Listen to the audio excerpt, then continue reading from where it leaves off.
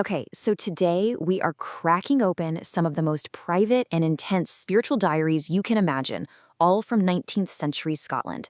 We're going to explore how these devout Calvinist ministers used writing, not just to preach to others, but to really wrestle with their own faith, to face down their deepest, darkest doubts, and to literally build their identities right there on the page. Now, if you're thinking this is going to be a bunch of dusty, boring religious writing, you got to think again. These were anything but. We're talking about profound, absolutely remorseless, and deeply emotional struggles laid bare. I mean, raw passion, incredible joy, and crushing despair. The whole spectrum of what it meant to live an intensely spiritual life. So here's our game plan. First, we'll look at the whole idea of putting your soul on paper. Then we'll meet our main guy, Andrew A. Bonner. After that, we'll dig into the Calvinist method for writing to find God, check out the saints he looked up to, and then we get a raw, unfiltered peek inside his private diary. And finally, we'll talk about why any of this still matters to us today.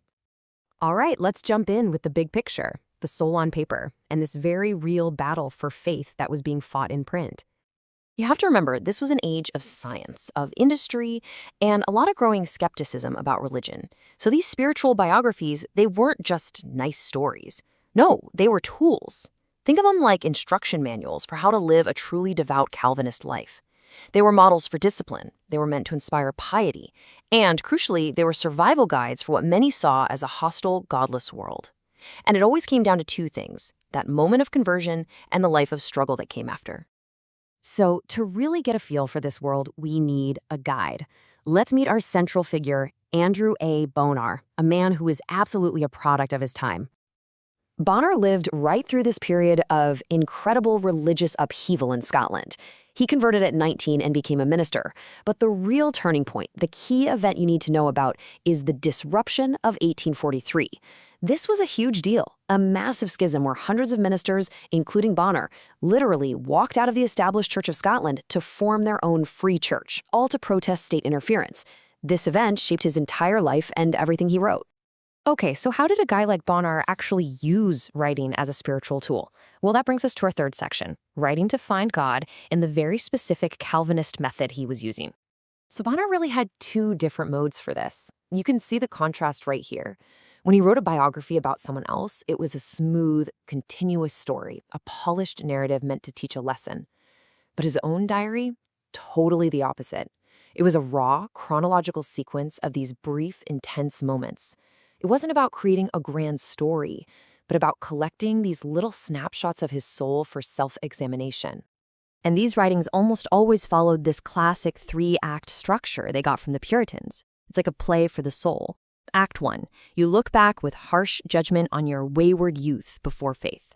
Act 2, the big, dramatic transformation of conversion. But, and this is the part we often forget, it doesn't just end there with a happy ending. Act 3 is a lifelong struggle, a life after conversion that's just riddled with doubt and spiritual depression. The fight was never, ever over. Now, Bonar wasn't just making this up as he went along. He was constantly looking to the lives of others for guidance, which brings us to his personal saints, or his models of piety. His number one role model was his dear friend, Robert Murray McCheyne. McCheyne was this brilliant young minister who had even traveled with Bonar on a mission to Palestine. But then, tragically, he died at just 27 years old.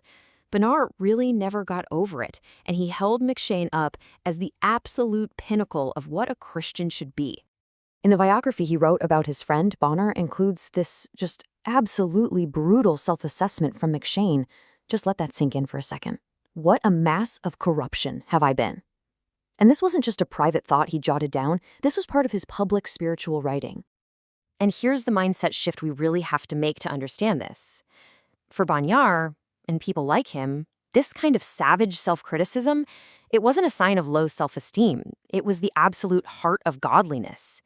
This was the proof that you were taking your faith seriously, that you were scouring every corner of your soul for sin, which was the essential first step toward grace. His other major influence reached back a couple of centuries, Samuel Rutherford, a famous 17th century Covenanter. Now, Rutherford's big lesson was a little different. He taught that a true believer should embrace suffering, maybe even desire it if it meant that Christ's kingdom could be advanced. For him, suffering wasn't something to run from, it was a tool for doing God's work in the world. So, with those two powerful models in his head, brutal self criticism and embracing suffering, let's finally go to the heart of it all. Let's step inside Bonar's private diary and see a soul laid completely bare. First things first, we gotta understand what this diary was for. Bonner wasn't just writing down what he had for lunch. He said himself he was marking his thoughts and God's dealings. The whole point was to gather the raw material of his life, his thoughts, his feelings, his failures, so he could use it all as fuel for prayer and self-examination. And wow, that material could be incredibly dark. Here he is admitting to this intense spiritual depression, this loneliness, writing, "I was this week sometimes led too long to die." This is the kind of shocking honesty that filled these pages, a profound sense of anguish and feeling totally cut off from God. But, and this is so important, his spiritual life was just full of these extreme swings. For every moment of deep despair, there was a moment of absolutely sublime joy. This quote here describes his conversion, which actually happened in a dream. And just like that, snap, he's filled with the joy of complete salvation. This constant back and forth, this whiplash between despair and joy, is the central rhythm of his entire diary. So where did he find any kind of anchor in all this chaos? For Bonner, it was at the Lord's table, communion. This was the absolute center of his world, and he describes it in these incredibly physical, almost sensual terms, talking about it as a moment where he could actually touch the hem of Christ's garment. It was his ultimate proof of salvation, but it was also a source of massive anxiety because he was always terrified he wasn't worthy of it. So let's pull back for a second and ask the big question, why does any of this matter? What's the takeaway here? That brings us to our final section, why these diaries matter and the human face they put on faith. In the end, what Bonner did was pretty remarkable. His radical honesty managed to turn all this abstract, really difficult theology into a deeply human story. He took these big doctrines like providence and election and showed what they actually felt like to live with day in and day out, the joy, the pain, the doubt, the hope. He gave a complex system of belief a relatable human face and a voice. And that kind of leaves us with a final thought, doesn't it? I mean, we live in an age of perfectly curated public selves, right? Polished social media profiles where any sign of doubt or struggle is airbrushed out. So what can we learn from this 19th century practice of radical, unvarnished, totally private honesty? It's definitely something to think about. Thanks for joining me for this explainer.